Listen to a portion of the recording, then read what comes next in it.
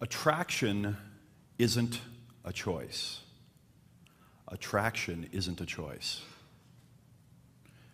It's taken me a lot of years of thinking, researching, frustration, trying things, testing things out in the real world, getting to know guys who are really good with women, trying to deconstruct what they do. To summarize the gist of attracting women. And it comes down to these words: attraction isn't a choice. And what I mean by attraction isn't a choice is that if you meet a woman and you interact with her long enough that she forms an impression of you, she has an impression of who you are as a person, and she doesn't feel attraction for you, there's essentially nothing you can do about it. No amount of logic, trying to convince her, pursuing her, buying her things, giving her gifts, compliments, none of it will work.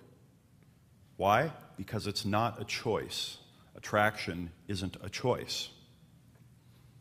The flip side of the coin of attraction isn't a choice is that if you meet a woman and you interact with her long enough that she forms an impression of you and she does feel attraction for you, then there's nothing she can do about it. There's nothing she can do about it. No amount of peer pressure, pressure from her friends, her parents, logical realizations that this isn't the right guy for me, a mismatch with what she thinks she wants. There's nothing she can do about that attraction. And I've seen over my life, as the more powerful that attraction grows inside of a woman, the more irrational things they'll do. The more they'll hang out with guys that are really not good for them. They'll endure abuse, mistreatment, even have their lives destroyed. Now, when I first started seeing this, I thought to myself, there must be some reason for this. It just doesn't make any sense. It doesn't make any sense. Why would a woman allow a guy to just pull her life down? Or why would she endure an abusive relationship or situation? I can remember when I had the epiphany of attraction not being a choice. It was because I started asking myself that question. It happens enough. Why does it happen? What is going on here? And then it hit me. The only way that women could do this consistently over and over and over and over is if they're not choosing it. They're not choosing it. It's not a choice. I'd like you to think about this in terms of a visual, kind of a visual diagram that I'm going to give you to summarize this attraction isn't a choice philosophy. I think that when two people meet, all right, we're going to let these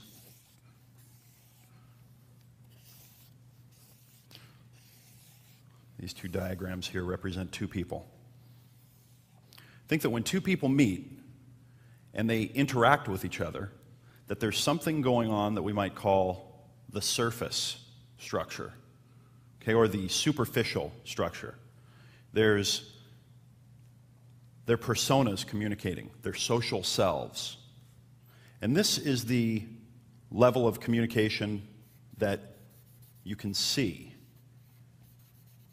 on the surface.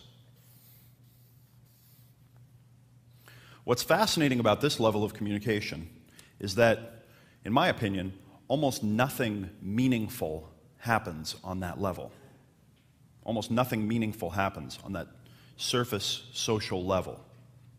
That all the meaning is happening on a deeper level.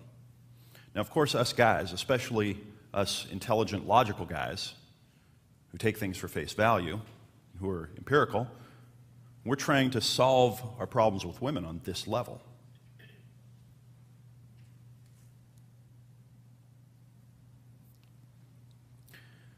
One of the challenges with this is that usually this is words. This is the thing we're paying attention to, is words. And when we have problems with women, we say, give me some words, give me the things to say to solve this surface level problem. What's that leaving out? Well, it's leaving out body language, voice tone, patterns of communication, almost all of it. What I'm going to suggest to you is that there's another part that we have inside of all of us, a more primal, basic part that we're all born with, all of us. And this part doesn't really care about this surface communication, this persona level stuff. I'm also going to suggest to you that these two parts can actually communicate with each other directly and bypass all this surface communication. And in fact, I'm going to go as far as to say that if you're standing in the presence of a man who knows how to communicate with this part of a woman, this more essential part, and you're watching it happen, and you're just seeing this surface stuff happening, that you might never see this. I'm even going to suggest that you may have been watching this happen all your lives, right in front of you. You've been watching it all your life. You didn't see it. How could that be? Well, that's one of the mysteries we're going to solve in this program.